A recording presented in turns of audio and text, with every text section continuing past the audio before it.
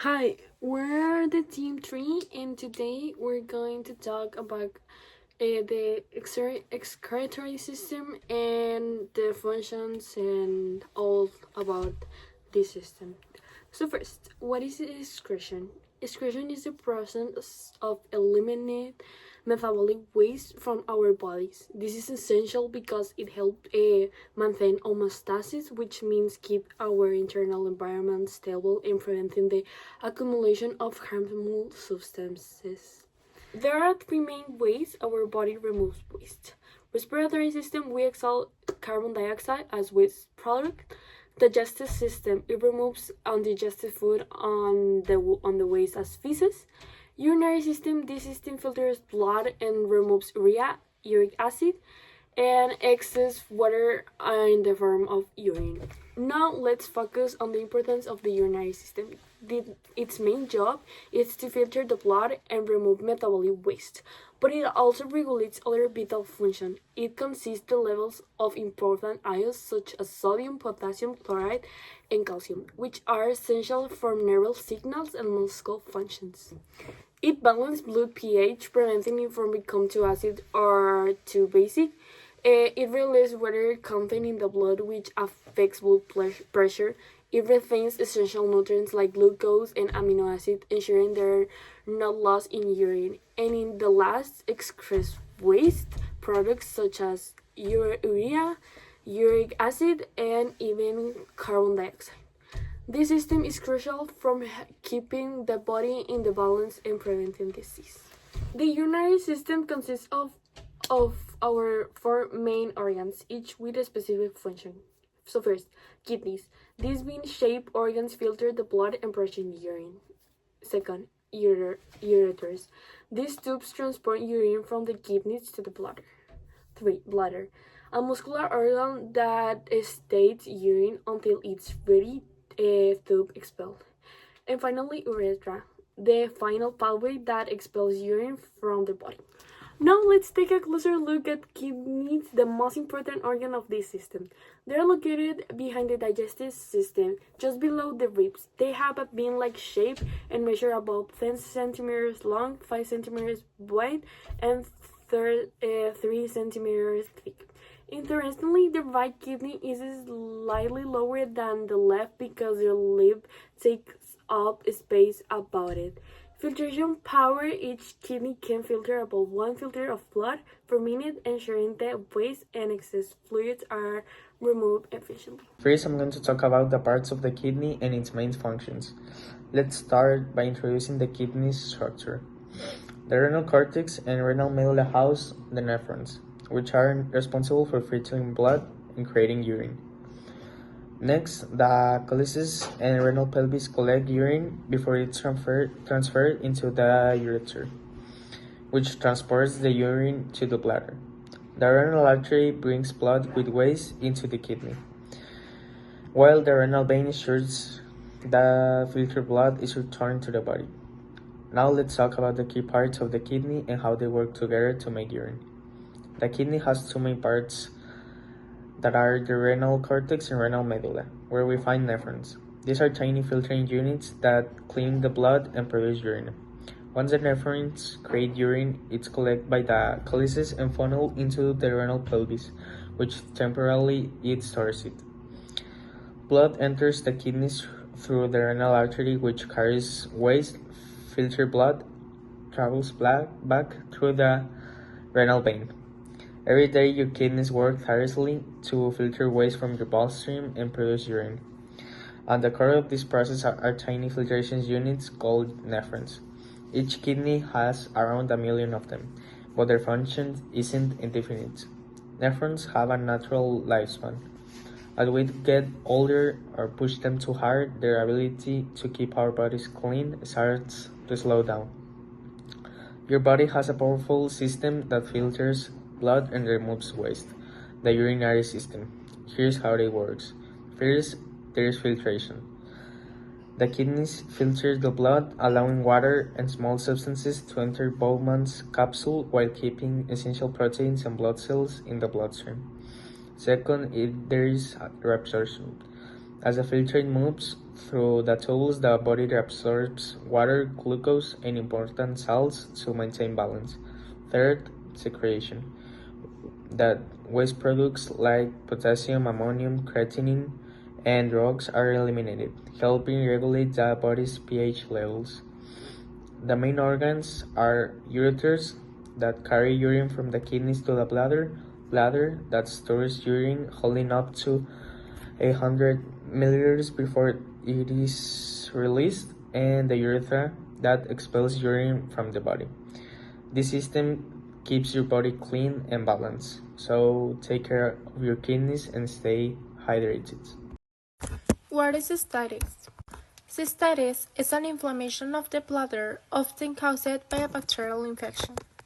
In some cases, it can lead to more serious problems, such as kidney infections. The main treatment for bacterial cystitis is antibiotics, but cystitis can also be triggered by reactions to medications, spermicides, or the use of catheters. Risk factors. Some factors increase the risk of developing bacterial cystitis, including sexual activity, certain contraceptives, pregnancy, a weakened immune system, prevention tips. To protect the urinary tract and reduce the risk of infections, there are some important prevention measurements. Drink plenty of water and avoid holding in urine for too long. Avoid bathing in bathtubs, as they can introduce bacteria into urinary tract. Be careful when using public toilets. Empty your bladder immediately after sexual intercourse. Maintain proper hygiene, especially around the vaginal and anal areas. Always wipe to front to back after using the restroom to prevent bacteria from spreading. Crescent cells. These accumulations form solid. These masses remain in the kidneys or move into the ureter and may even be expelled during the urination. Otherwise, patrons experience problems such as difficulty urinating and severe pain during urination. The kidneys. The risk factors of kidneys are mainly dehydration, hereditary like family, supplements and medications, and diet. Okay, dehydration, because obviously without water, your whole body, but especially your kidneys, do not make their function right. Family or of personal history, because it may lead to have more genes that may lead to kidney failure. Supplements and medications. This is the more common one because some medications can make that your kidney or that your kidney overworks and may lead to kidney failure because of the excess of work, and some supplements because your kidney will may have problems tolerating external or more amount of certain nutrients. And diet, same as the supplements but different because you can over or you can overeat some nutrients that may lead to kidney failure, and you may under eat some nutrients.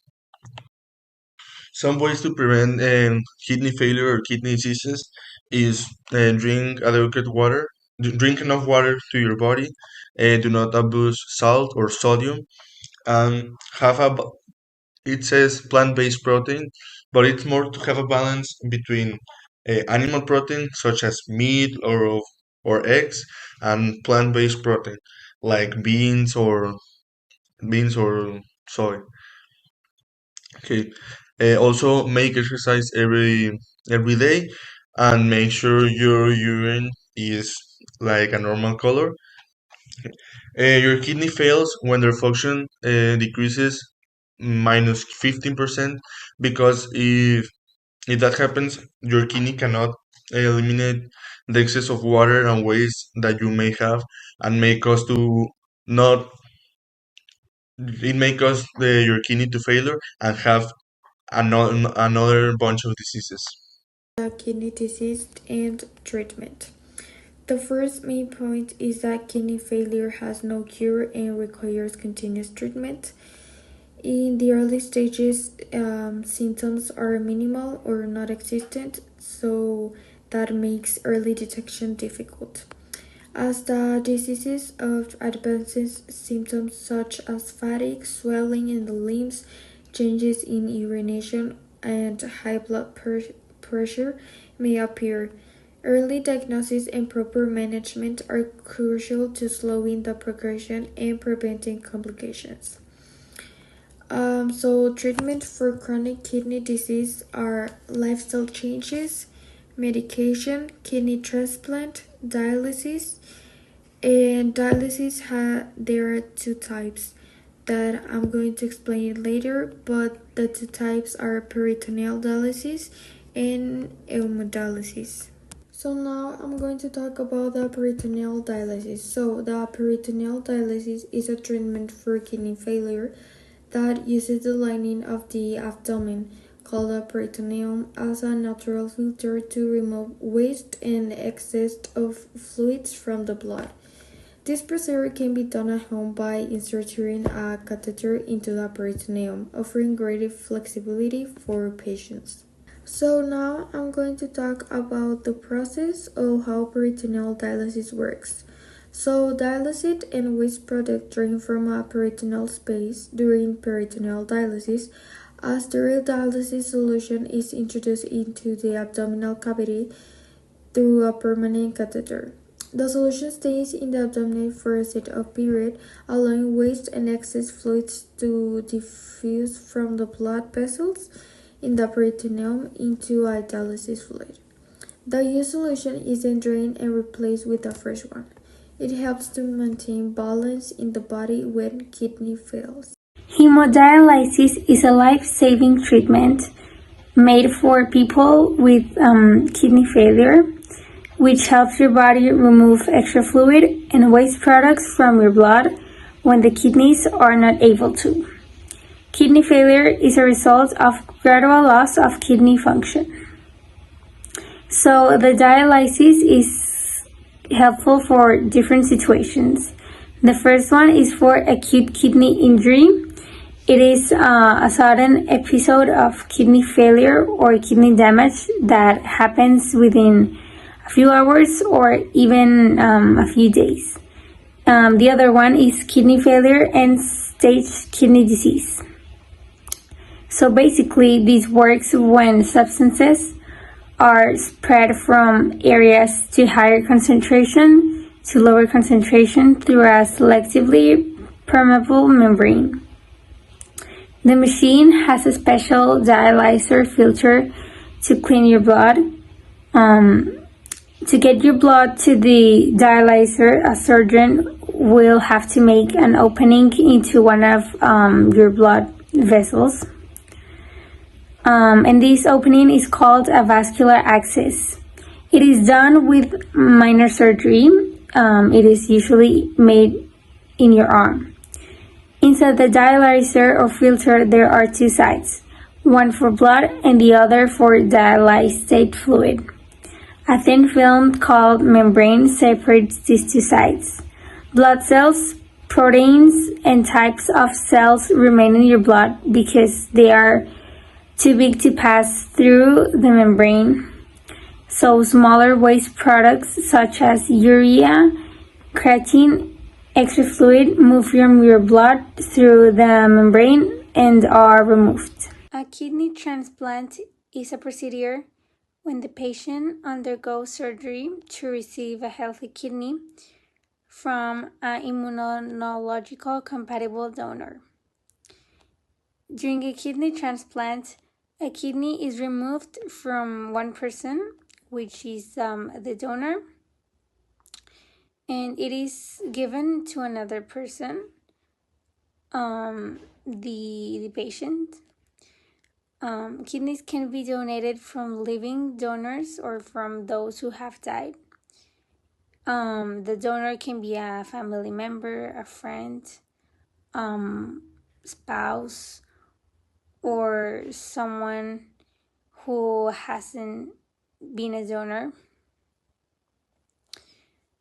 To prevent of becoming a donor of this, I'll tell you some examples of things that prevent you of to become one, which are cardiovascular diseases, diabetes, alcohol and drug abuse, advanced age, active cancer, dementia or other mental illness, or hepatitis.